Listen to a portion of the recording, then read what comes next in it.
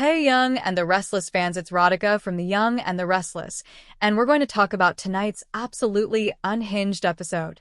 But first, please hit subscribe if you're not already following us because we go live every single day, and if you miss us, you're basically missing the good stuff. So today on The Young and the Restless, we saw Kyle and Victoria share secrets, and let me just say the setup for that was genuinely cute in a very Genoa City kind of way where nothing is ever just cute. Tracy played with fire, which, on brand. She always plays with fire, but this time it's with Martin Laurent, and that's a whole different kind of terrifying. And Nick interrupted a moment of passion, which I guess is just his hobby at this point because someone in that family has to walk in on something awkward every single week. Now at the club, Matt pressed Phyllis to explain why she's so intent on keeping him in Genoa City when, and this is the question I kept screaming at the screen, how can he build a life where everyone in this town absolutely hates him? There's nothing left in this town for him besides an ankle monitor and a very short list of people who don't want him dead, and that's generous. But Phyllis clearly had other plans. So Nick walks into the club, and he gawks, and I mean full-on gawks, because Phyllis is kissing Matt like they've been doing this for years when realistically it's been about 30 seconds. It is a lengthy, passionate, completely inappropriate kiss, and Matt just looks at her and goes, wow, which is honestly the only correct reaction. Phyllis isn't even sure why she did it, which is wild to me because she had to mean something by it, right? You don't just kiss your attempted murder victim on the way out of town for funsies. Glowing, like literally radiating rage, Nick makes his way over to confront his ex-wife for kissing the psycho goodbye, and I would pay real money to have been a fly on that bar.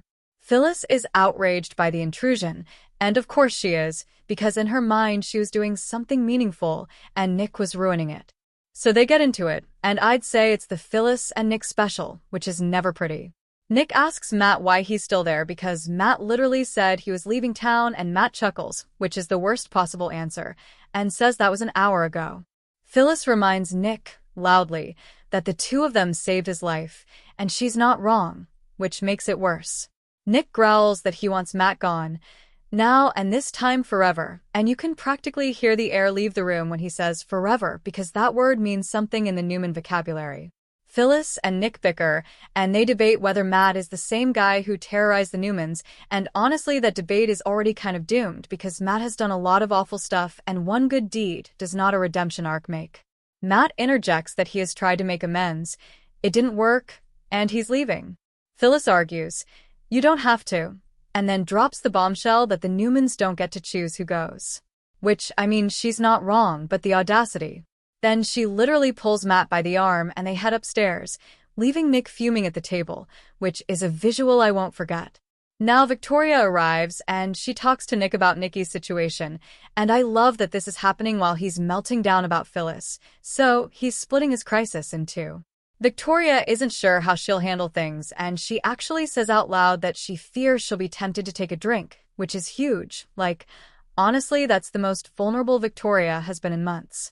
Nick tells her she won't, citing the programs they have in place to deal with their addictions, and I appreciated that because at least someone in that house is being practical. Victoria knows he's upset and asks what's going on, which is her way of getting him to talk about the Matt situation.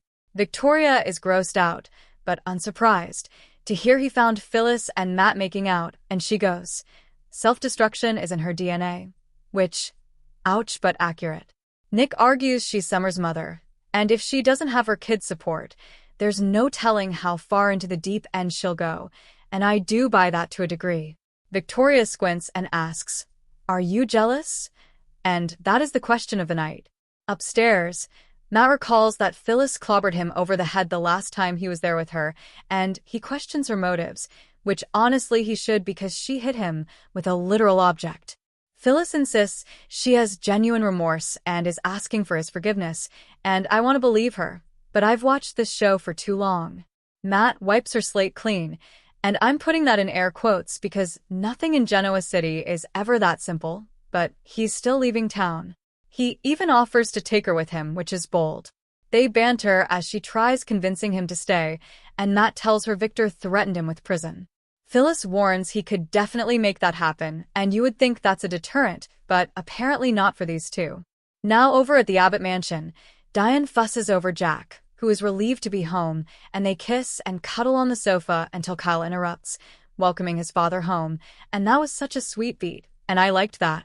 Diane asks where he's been, and he stuns them by saying he went to see Patty, and his parents flip out. Of course they flip out. Kyle tries to explain that he wanted confirmation that Victor is behind this, and that's a smart move honestly, even if it's a risky one. Diane hopes he didn't promise her anything, and Kyle shrugs that Patty is welcome to think there might be something in it for her, which is such a Kyle answer. Jack reminds him he wound up with a knife in his stomach after tangling with her, and that's a very graphic reminder, but also accurate. So they go over Kyle's plan, and this is where it gets icy. The plan involves Patty cutting a deal to go to a psychiatric facility in return for helping put Victor away. His parents nix the idea. They ask him to instead focus on helping them find Markham, who is, and I cannot stress this enough, just as dangerous as Patty. Diane tears up as she relays how she coped when Markham held her captive, and that scene was honestly hard to watch in the best way.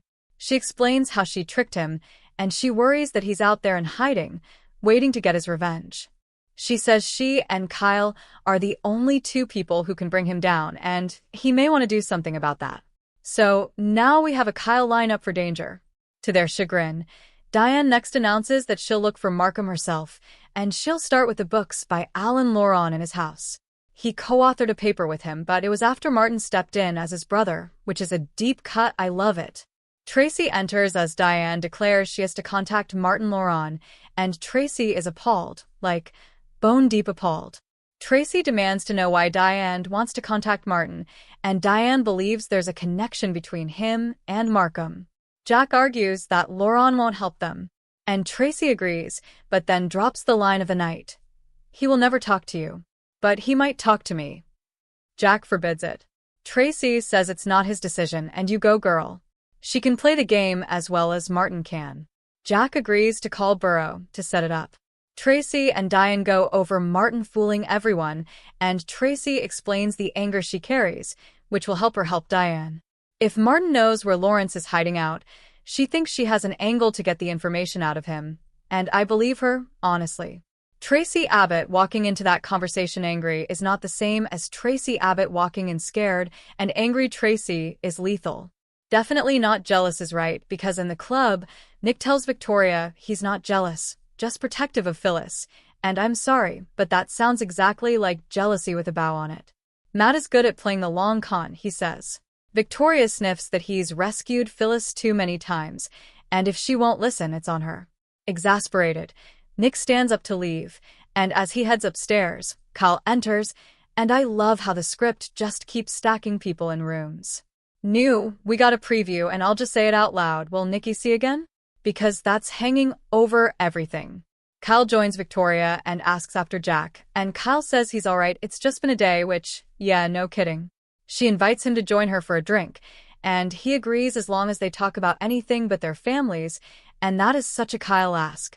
Upstairs, Matt tells Phyllis he planned to ditch his ankle monitor and Victor's security team. Unfortunately, he's no longer deceptive enough to pull it off, and I laughed because that's a very honest villain moment. Phyllis keeps prodding him to stay. They're kind of hot together, she says, and they're two peas in a sad pod. I just want company, she says, and that word company is doing a lot of work. At the club, Kyle sips his drink and muses to Victoria that without talking about their families, they have nothing to say to each other, and honestly, that's a devastating observation. She argues, that can't be true, but they're both at a loss. He suggests they break the ice by sharing something confidential, which is sweet, and Victoria admits she wears Jabot's signature foundation and has for years, and that's such a small girl boss reveal. Now it's your turn. What deep, dark secret would you like to share with me? She asks, and that is so flirty I'm stressed. Over at the Abbott house, Tracy confides in Diane that Martin has been writing letters to her from the prison's psychiatric ward full of remorse about what he did to their family and his brother. He wants to make things right, and that, she says, is the way into his sick mind. If he knows anything about Lawrence, they can use that to get some answers, and that is diabolical in the best way. Jack reappears. Burrow will set up a video call, and Tracy will be ready, and I love that for her. In her club suite, Phyllis tells Matt she's done seizing empires. She just wants to be proud of herself, and she wants her family back. Hanging out with a criminal should do it. She goes on, I just want a friend. And at that point, Matt kisses her firmly and starts peeling off her dress, and we are right back where we started. Only now they're on a sofa. That is exactly when Nick hammers on the door and hollers, "Open up, Phyllis," and oh my god, the timing. So now let me get into the speculation because honestly there's a lot to chew on. First up, I suspect Nick's protective mode is going to backfire on him spectacularly. So the way I see this playing out is that Nick stomps into that room, he catches Phyllis in a moment with Matt, and instead of de-escalating, he goes full berserk, and that pushes Phyllis further away from him and further into Matt's orbit. I could see that being the moment where Phyllis decides that Nick is the actual problem and Matt is just a symptom, and she doubles down on keeping Matt in town. So my guess is the Nick tantrum becomes the very thing he was trying to prevent, which is ironic and very on-brand for that family. Honestly, I'm betting Phyllis will frame this as Nick not respecting her choices, and then she'll go public with her support for Matt in some small but symbolic way, like inviting him to a Newman function, and the family will lose their minds. Let's talk about that. I wonder if she actually goes that far, or if she just keeps him around as a comfy private mess, but either way, I suspect Nick's jealousy is going to be the catalyst that locks her in. Here's another one. I think Matt is not actually leaving town, and I know he said his goodbyes, but he didn't technically leave, and the ankle monitor is still on, and Victor is still watching. So I could see a scenario where Matt uses Phyllis as cover to stay one more week, because if he's with Phyllis, technically he's monitored by Newmans, but also technically nobody can touch him without starting a war with her. And if he's lucky, the monitor gives him an excuse to not disappear. At this point, who knows what's real with Matt? He's playing the long con, or maybe he's genuinely trying to heal, but either way, leaving town feels like a fiction the show is keeping on the table. Now another possibility, and this is the darker one, is that Matt's letter trick from Martin gets him interested, and Martin reaches out to him with a private offer. I suspect Martin sees a kindred spirit in Matt, because both of them are unglued ex-cons with grudges, and if Lawrence is hiding and Markham is lurking, Martin might try to flip Matt into an asset. And I could see Matt being tempted, because he has no family left. Another possibility, and last but not least, is that Victoria's secret-sharing moment with Kyle is going to be the first step toward a real relationship. And I'm not saying I love it, but I'm saying the show is leaning in. So Victoria confesses foundation secrets, Kyle counters with something real, they get flirty, and then one of their respective disasters walks in and ruins it. But here's the thing, if Kyle and Victoria get together, that creates a Jabba-Newman alliance that the show hasn't tried in a while, and that's a structural shift. I'm betting at least one person in each family panics about it. Let me also touch on Tracy going to Martin because that storyline is, in my opinion, the most terrifying one on the board. So Diane wants to find Markham, but Tracy is going to do it by going through Martin, who has been sending letters from the psychiatric ward claiming remorse. The theory here is that Martin is not really sorry, he's manipulating, and that Tracy, despite her anger, is walking into a setup. I suspect Martin gives up something small, like a hint about Lawrence, but only to bait Tracy into trusting him, and then he uses her trust to get closer to the Abbott family, and maybe to Diane specifically. I mean, Martin has had it out for the Abbotts for years, and now he's getting a face-to-face with Tracy on a video call. I could see that call going sideways fast. Here's another one. My guess is that Jack will not be allowed to be in the room for the call, and that isolation tactic Tracy insists on, it's going to make her vulnerable, and I wonder if Martin senses that. I mean, even more than I wonder if Martin has an actual location on Markham. Honestly, I suspect Markham is already in Genoa City and has been for weeks, and that's why everyone is looking so paranoid. At this point, all I know is the basement of Alan Lawrence's house is going to feature prominently. I just have a feeling. Now another possibility is that Kyle's plan with Patty collapses because someone else beats him to the deal, and that's a nightmare scenario for him. I suspect Tucker or another shady type has already offered Patty the same psychiatric facility deal, which means Kyle's leverage is gone, and he loses his chance to take down Victor through Patty. And if Patty talks, she might talk to the wrong person. So I'm betting that within a week, Kyle realizes he has to scrap the Patty plan entirely and pivot, which is exactly what his parents asked him to do. But here's the thing. The parents don't know about Diane's plan to find Markham, and they don't know about Tracy's plan to bait Martin. So, in my opinion, this family is running 4 different covert operations at once, and if even one of them leaks, it's a disaster. Last but not least on this one, I wonder if Markham shows up before any of these plans land, because the show loves an interruption, and a captive storyline would be resolved with a captive moment. Now let me touch briefly on Nikki's storyline, even though we didn't see much of it on screen today. The preview teased the question, will Nikki see again? And I think that is going to be the emotional arc of the week. So here's my theory. Nikki regains partial sight, and it's not a full miracle. It's the kind of sliver of light that lets her see outlines but not faces, which is dramatic and cruel. I'm betting that her first look is at Victoria, and Victoria doesn't know she's being watched. And I suspect that's going to be the emotional gut punch of the arc, honestly. Here's what I wonder about. If Nikki hits the bottle during the recovery because she's frustrated, and that is what would actually break the family. So my guess is the recovery is going to be fragile, but real, and we'll see. So my closing verdict for tonight's episode is this. Phyllis and Matt is going to blow up in the worst possible way. Not because it's wrong necessarily, but because Nick is going to make it about him, and he's going to choose violence over strategy.